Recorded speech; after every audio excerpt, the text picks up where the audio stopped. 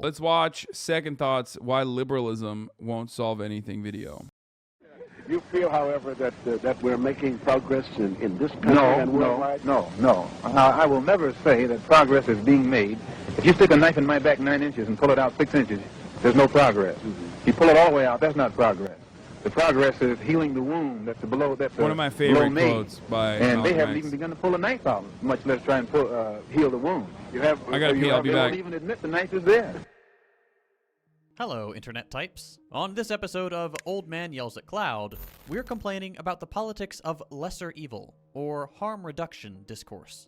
I'm gonna make a big deal about this because, well, I'm that old man. I'm upset, and it sucks. Because I'd like to live in a true democracy, and I don't. And if you live in the same kind of non-democracy as I do, here in sunny USA, you might not be happy about it either. So let's talk about that. I am not an accelerationist. I do not wish to see people's material conditions worsen in the short term on the hope that they will get so bad that things will swing the other way in some imprecise future. That doesn't work. I am also not policing what you choose to do. Vote blue or don't vote blue. If you live anywhere here, it probably doesn't even matter. And no matter where you live, it'll usually only matter a tiny bit. Not for nothing, voting sucks because the blue team sucks. I know that.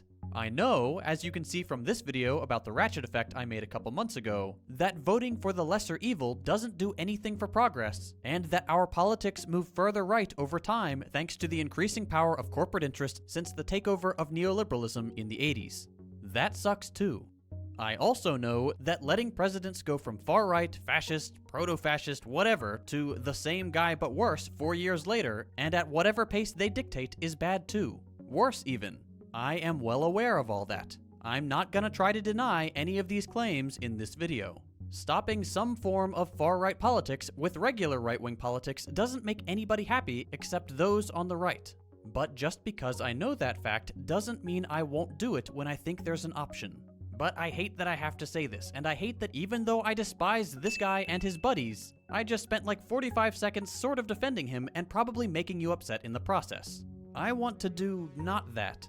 The good thing is that that's not what this video is going to be about. But it's just close enough to being about that I want to get ahead of people who comment before watching all the way through.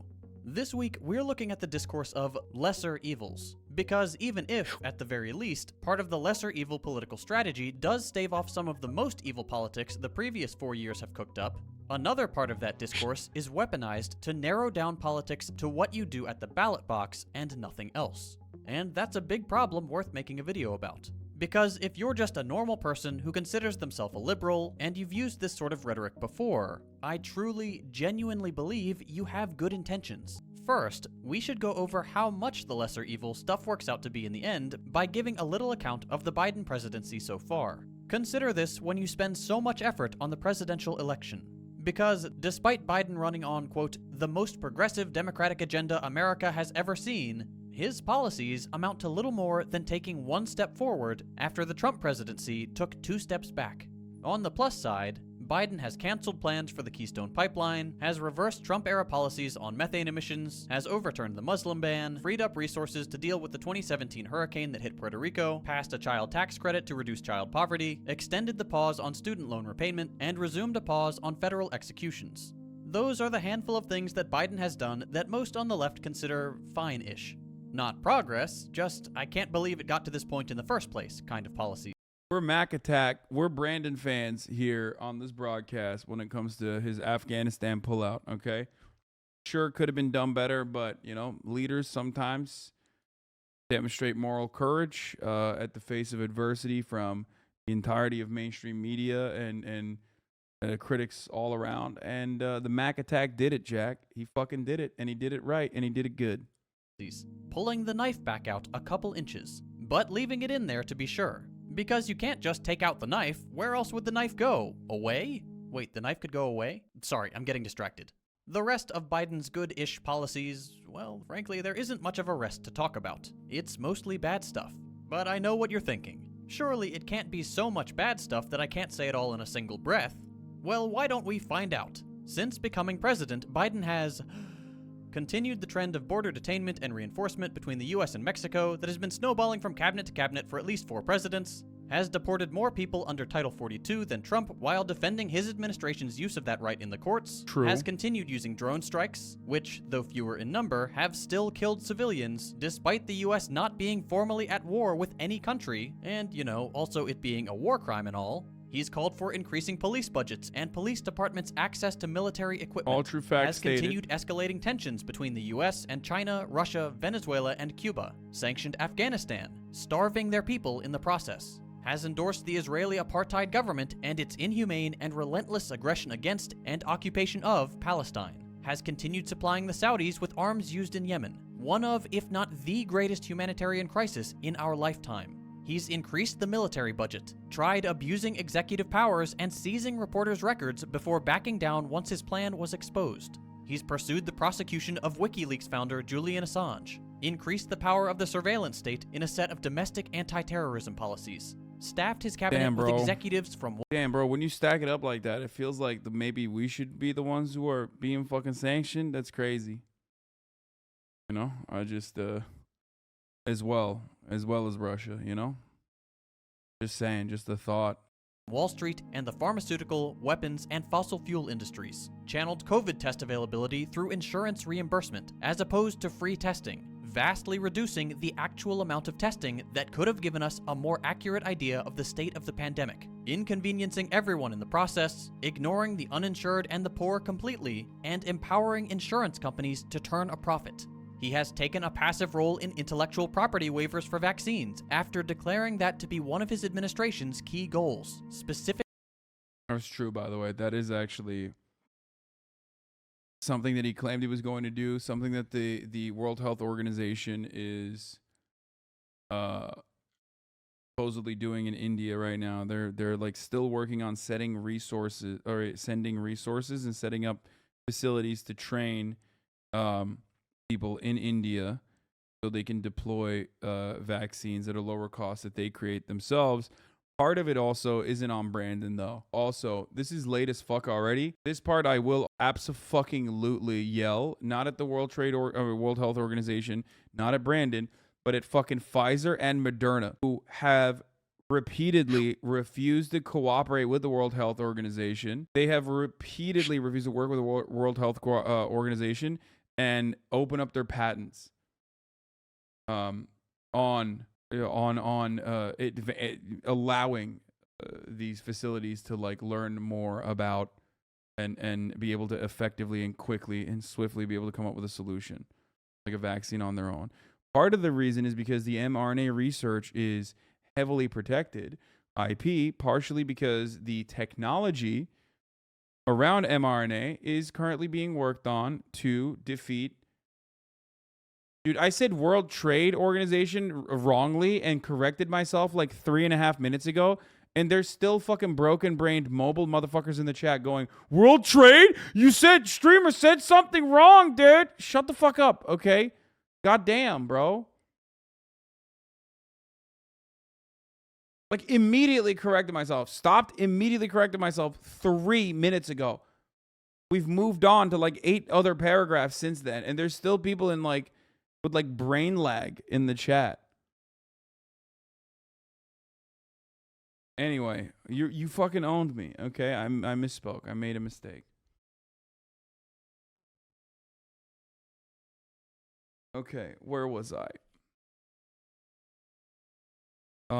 Yeah, Pfizer and Moderna for specific reasons, such as the fact that the mRNA vaccine technology is currently being worked on to potentially come up with a cure for AIDS, literally, and numerous other cancers, refuses to open up the patents for the rest of the world.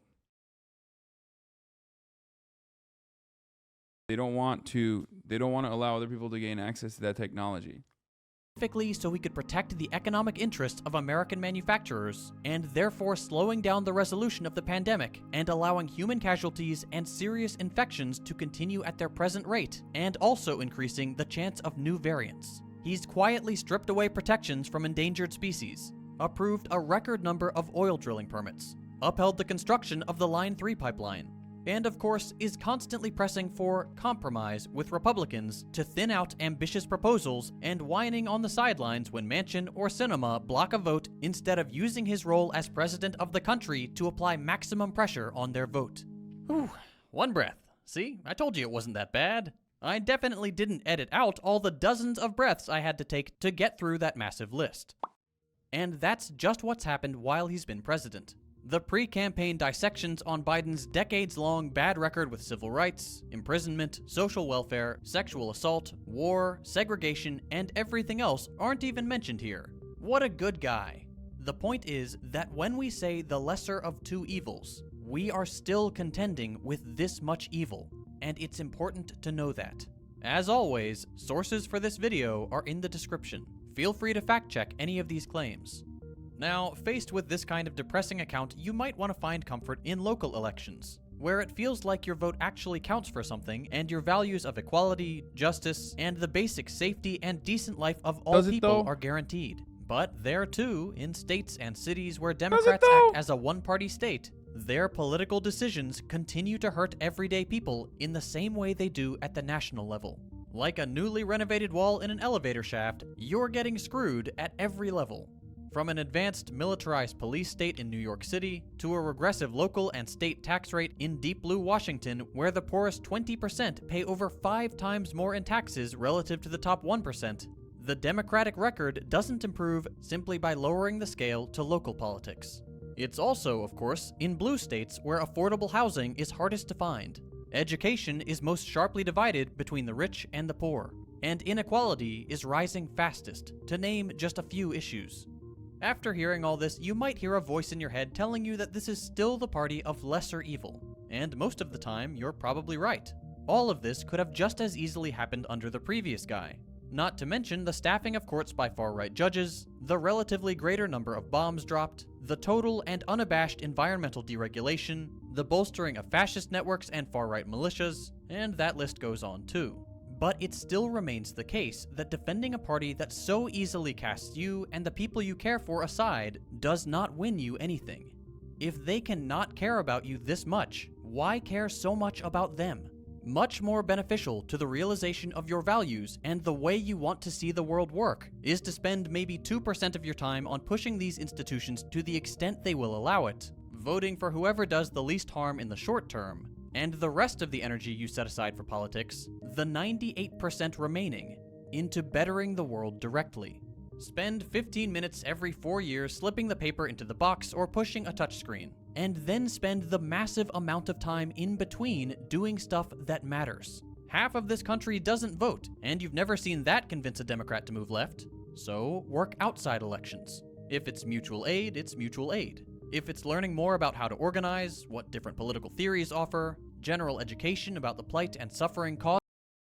Our resident lib chatter sent a message, said, Year 1, what has Biden done? Mega threat, 1.9 trillion American Rescue Plan. Literally like almost a tenth of what was promised, okay?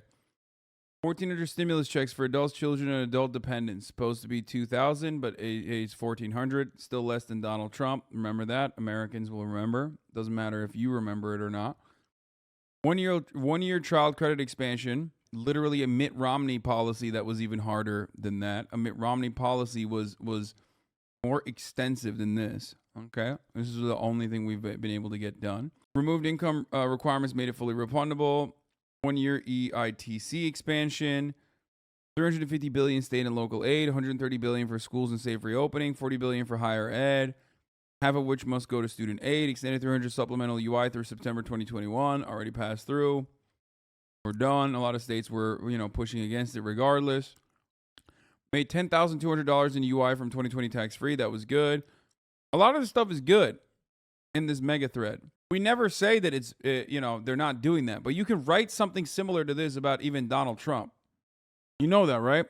Like you can write, unironically, Donald Trump's last year and COVID recovery bills, and it would look exactly like this. So that doesn't mean that Donald Trump is good. I don't think you would ever agree with that, right? And the same thing goes for Brandon as well. Like $5 billion to fight homelessness. Oh, sick, man. That's a lot of money. State of California put down half of that just for the state of California alone. It's not like we're fighting homelessness. Hasn't happened. 100% Cobra subsidy. Oh, sick.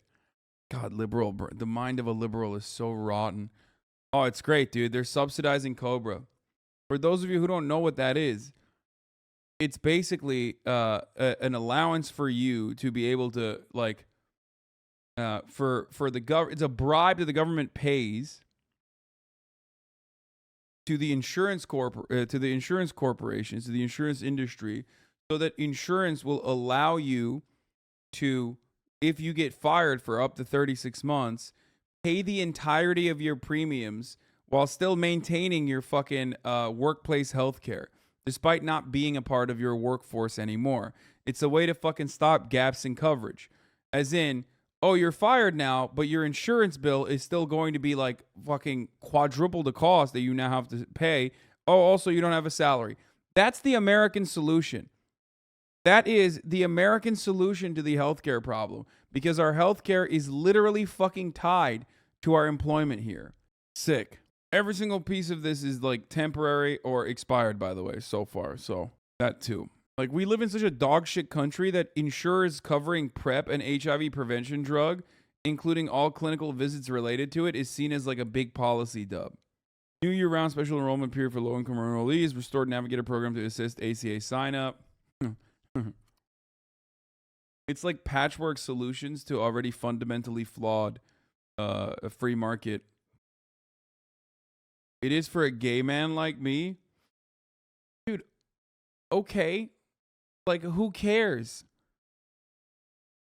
What do you mean? Oh, you're personally gay? Never mind. Sorry. It's great, actually. It's cool then. Then if you're like a poor gay and you don't have insurance, then it doesn't matter. You know what I mean? But if you're a rich gay, well, then that's good. Thank you. Thank God. Your powers do not work here, my friend. Why did you think that the identity shield would help you here?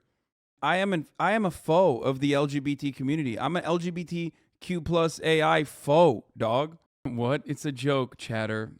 Making a joke about people say they're LGBT allies, okay? And again, and I have to repeat myself, no one is saying this is bad. Just saying it's not good enough, okay? Hasan is good friends with a selfish bottom. That's all you need to know, his stance on LGBT. True.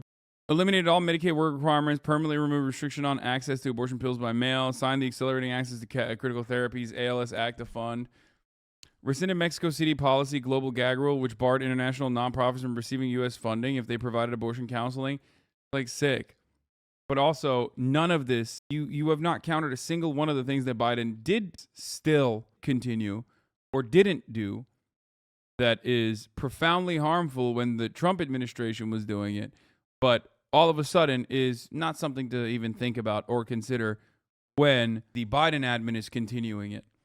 Just remember that. Caused under our current economic and political model, then do that. If it's informing others and winning them to your side, spend your energy there. It is infinitely more valuable to create systems that resolve the problems you see directly when possible, to directly improve people's lives and fight to change the system that constantly underpromises and still manages to underdeliver, than it is to fight tirelessly within the framework of a system built on preserving the decaying status quo. Everyday people's influence on a government of plutocrats is nearly zero. Working to change that government, or making it increasingly irrelevant through networks of solidarity, that is where your influence and your mark on the world will be the most felt. I understand that this isn't for everybody, that spending time on... Even the leftists forgot about the border shit, sadly. I 1,000,000% did not. I've covered it regularly and routinely and non-fucking stop and do all the fucking time. Title 42 being continued into the Biden administration against judges at the federal level that have tried to stop using Title 42, and then having Biden administration prosecutors unironically defend it in the exact same way that the fucking Trump administration did is actually disgusting, abhorrent, abysmal. Not as bad as forgetting the top of the hour ad break though, and then running it 10 minutes in. Right, here's the 1 minute ad break now. Politics is exhausting and difficult and never feels like it amounts to much. The thing is that you're probably already doing it. There's a chance you will have spent a tremendous amount of energy fighting tooth and nail for the lesser evil and come out on the other side with only meager rewards for your efforts, insignificant compared to what you put in. practically nothing. Spend that energy better. People who spend day and night talking about the lesser evil and harm reduction, either in the run-up to a big election or whenever someone starts critiquing the other kind of boys in blue, know this. It's a purposeful distraction and reduction from what politics really is. Organizing human society, not the spectacle of two guys duking it out. Nurture within yourself the voice that is already there, telling you that the Democrats aren't doing enough for you, and resist them at every turn. If you live in a safely blue state and don't have to worry about the even worse party getting through, vote third party unashamedly. The spoiler effect of first-past-the-post voting is a built-in feature of our electoral system, and threatening a party that does not give us enough where it feels safest is incredibly minor, but necessary to scaring them of our collective power. If you work in an industry that is already unionized or has the potential to be, use your collective power there too to get the gains you are owed and resist the people desperate to wrestle them away from you. By all means, pull the lever on the trolley, but then get off and start ripping apart the train tracks. I know that this is an idealistic narrative that's easy to cast aside, but really meditate on how much of your everyday life is poured into obsessing over what happens in a room full of old, wealthy people made almost completely unaccountable to you and me. And think about where that... Our third party options are fucking laughable, for the record. That unfortunate reality. Energy could go instead. Elections are not without their importance, but under a political and economic model where they will always stop short of actually representing our collective interests, they will never be what politics is really about. For one thing, it's because these systems weren't built with democracy in mind. The birth of the Republic happened at a very particular moment in history, when revolutionaries wanted to throw out the kings. Once they figured that out, they had a list of ideas about what they wanted to do with society, and they built their political and economic system accordingly, creating institutions that would deliver the changes they saw fit, not pristine displays of human democracy. The Founding Fathers were terrified of democracy, the idea that those dirty pores should have a say, and they built a political order explicitly on the idea of giving a few wealthy, landowning whites the power to decide the politics and economy of a nation. Whatever mechanism let them... Can you vote for the Libertarian Party ones? What? Are people just like making shit up about me on the internet? Like, what the fuck? About like the craziest things created yesterday, following yesterday. What's wrong with these people, man? They have the silliest fucking take. Them do that is the one they kept and enshrined in a constitution. It's no accident that we have first-past-the-post voting and politics based on territorial representation over political pluralism. It's what keeps the same people in power election after election and keeps any challenger party out. It's no accident that the country is led by a single guy with almost infinite political power. The Founding Fathers kinda liked the idea of a monarchy. One guy with all the power. Mono meaning one, archy meaning power. Just not from an unelected, snaggle-toothed Brit.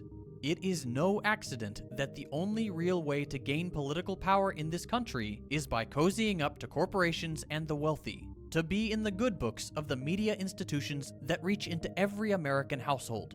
It's what keeps revolutionaries out.